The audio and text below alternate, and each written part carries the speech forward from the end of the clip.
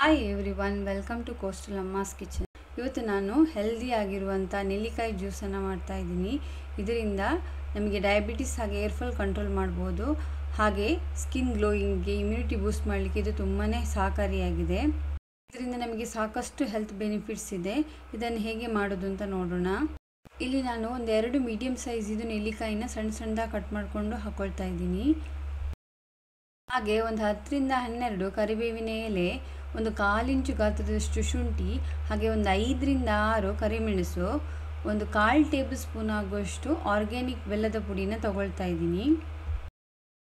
ಇದಕ್ಕೆ ಒಂದು ಅರ್ಧ ಕಪ್ ಆಗುವಷ್ಟು ನೀರನ್ನು ಹಾಕಿ, ಹಾಗೆ 1 ಚಿಟಿಕೆ ಪಿಂಕ್ ಸಾಲ್ಟನ್ನು ಹಾಕೊಳ್ತಾ ಇದ್ದೀನಿ.